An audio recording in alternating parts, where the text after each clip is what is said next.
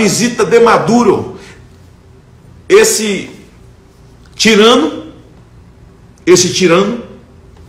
ditador, não pode sair do seu país, não pode ocupar o espaço aéreo, é uma restrição feita pelos Estados Unidos.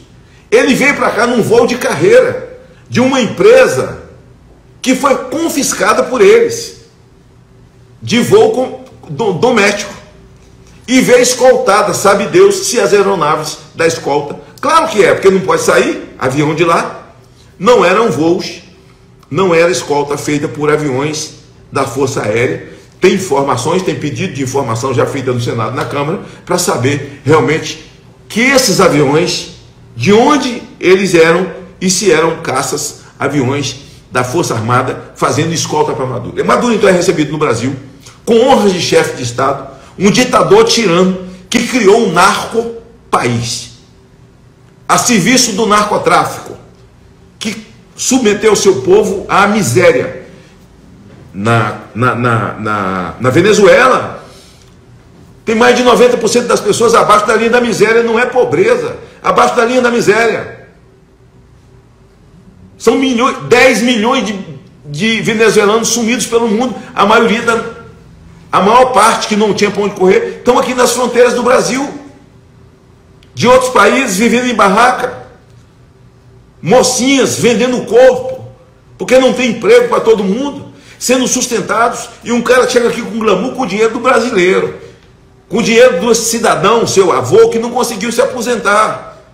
Você que ainda está trabalhando após os 60 anos de idade sem se aposentar, recolhendo 8% de INSS, quem acima de 2, 3 mil reais, 27% de imposto de renda, e ele prometeu que o imposto de renda até 5 mil reais não seria cobrado, mas isso é falácia, é conversa fiada. É desviar que tipo de foco? E ainda traz um troglodita que agrediu a Délis Ortiz. Não é porque Délis Ortiz é da Globo, não. Se ela fosse da Bandeirante, se ela fosse da Rede Brasil, se ela fosse da Rede TV, ou fosse só uma blogueira, sei lá o quê, ou não fosse nada, uma mulher brasileira, Lula, uma mulher brasileira, Lula, sabe, uma mulher que não fosse brasileira, que fosse uma mulher, e toma um soco no seio de um troglodita, de um aprendiz de ditador. É o que eles fazem com a população deles lá, com as chamadas Guarda Nacional, criada por Maduro e não criada pelo Chávez, e é o que estão querendo criar no Brasil, o Lula e o Flávio Dino, querendo criar aqui a Guarda Nacional. E aí não tem nada a ver com polícia, não tem nada a ver com Força Armada. Aliás, que vergonha, senhores comandantes das forças no Brasil. Que vergonha ver os senhores dando continência para um ditador. Que decepção. Os senhores nos decepcionam, nos envergonham, põem nossa cara no chão. Os senhores tinham que perfilar quando ele descesse, virar as costas para ele. Ele podia ter sido preso aqui em solo brasileiro, porque ele não pode deixar o país dele. Então estava confiante demais. Quem estava escoltando esse cara com tanta confiança? Então fica aqui o meu protesto mais uma vez, e falei 3 vezes no plenário. Pedi ao presidente Pacheco que fizesse uma nota por escrito, repudiando esse ato de violência contra Délis Ortiz, contra jornalista, contra uma mulher, contra uma mãe. E não é porque é irmã de igreja não, porque ela é presbiteriana e é uma mulher negra. Não, ela podia ser branca, ela podia ser da cor de Sivuca, ela podia ser albina, ela podia ser qualquer coisa na sua cor. Peraí, pelo amor de Deus. E não tem reação? Cadê a nota dos poderes? Eu não li a nota da Câmara, né? Eu não li a nota da Câmara. Também não, aqui o presidente Pacheco fez verbalmente, oral, na hora que eu chamei a atenção, né? Para que fizesse isso. Então, gente, bom, esse assunto do Maduro é uma coisa, assim, de uma irresponsabilidade que não tem tamanho. Então, esse arcabouço fiscal, eles não estão preocupados agora com a economia do Brasil. Eles estão preocupados em salvar a Argentina. E o Lula fala para Maduro: Maduro, você tem que criar uma narrativa, ou seja, criar uma mentira, mais uma, que seja forte. No discurso os dois falando, não foi eu que falei, está aí. Uma narrativa, eles vivem de narrativa, cria narrativa em cima das pessoas, e a narrativa voa como se fosse verdade. Tem que melhorar, Maduro, sua narrativa. Maduro, melhore a sua mentira, Maduro. Melhore a sua mentira. E acordo comercial. Que acordo comercial, Lula? Maduro deve ao Brasil. Venezuela deve bilhões ao Brasil, que escoaram pelas mãos da Odebrecht.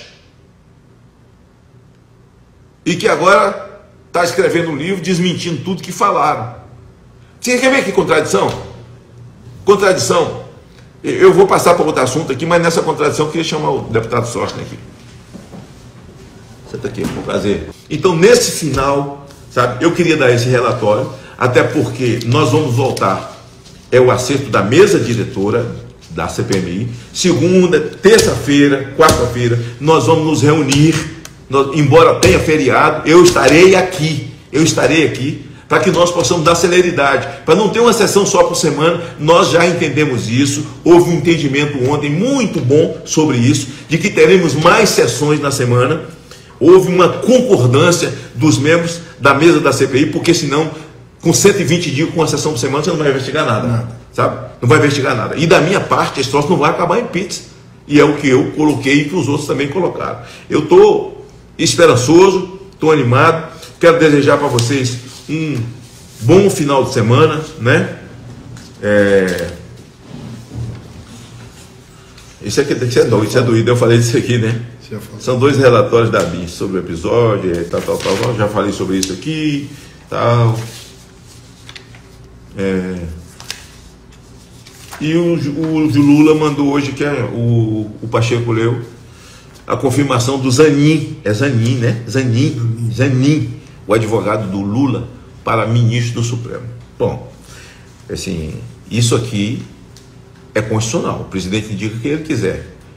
Aqui nós não temos como, eu posso achar que não deve, que não sei, mas não tem nada a ver, é dele isso aí, como o Jair Bolsonaro também fez suas indicações, com muita pedra para quebrar, com muito espinho para pisar em cima, mas fez as indicações dele, né? Então, o Lula indicou o Zanin, né?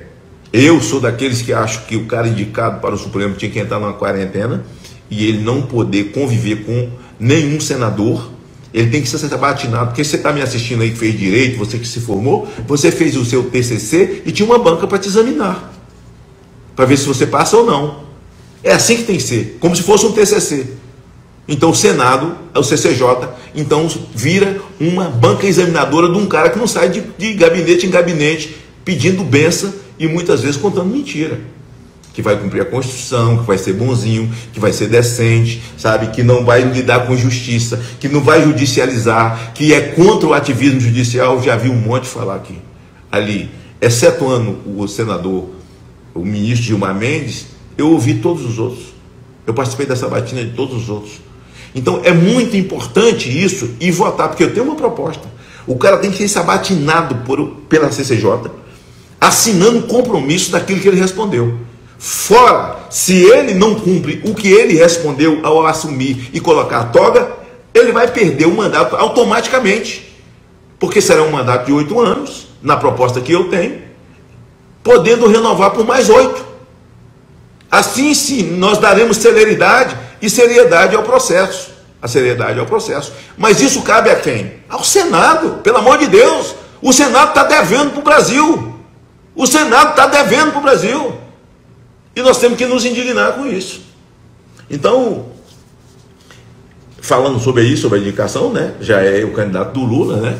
Certamente no lugar do Lewandowski, aquele que cortou a minha palavra no impeachment da Dilma, que mandou cortar meu microfone, porque ele rasgou a Constituição, ela foi impeachmentada, ela deveria perder os direitos políticos dela por 8 anos, ele manteve os direitos dela políticos por 8 anos e agora que está caçando o Dallagnol. É o negócio mais maluco que eu já vi na minha vida, certo? E também soube que ele, assim, eu li, não sei, não tomo isso como verdade, assim, porque não vi o fato em si, que vai prestar uma assessoria para JBS, dos irmãos Joesley Batista, os caras que cometeram o crime de lesa pátria, e estão soltos aí. Estavam na comitiva do presidente com o presidente, né? Lá na China. A gente passa o tempo inteiro falando de tanta coisa aqui, se a gente não encerrar a live e ela fica cansativa. Mas acreditem, eu vou cumprir o meu papel dignamente, como sempre fiz, e eu quero encerrar mais uma vez, desejando tranquilidade aos filhos da Délice Ortiz, à sua família, sabe? Não, a agressão é uma coisa que mexe com o psicológico, mexe com o emocional, não é? E que essa reação contra a Délice seja a reação de todos nós contra qualquer pessoa que receba qualquer tipo de violência. Não se esqueça que na época das movimentações de rua, morreu um cinegrafista da Band que teve um morteiro jogado contra o rosto dele por um esquerdista. E esqueceram disso. Então, assim, o Alan dos Santos está exilado, o Oswaldo Eustáquio, que nós tratemos as coisas no mesmo nível, porque são seres humanos. Fica aqui o meu abraço. Muito obrigado, sócio, por ter participado comigo. Obrigado aqui, viu? Parabéns pelo seu beijo trabalho. Grande a todos vocês, brasileiros. Gostaria de deixar claro que as opiniões e informações apresentadas aqui são de responsabilidade exclusiva de seus autores. Como criador deste conteúdo, não me responsabilizo por consequências. Pesquise e busque orientação profissional antes de decisões significativas.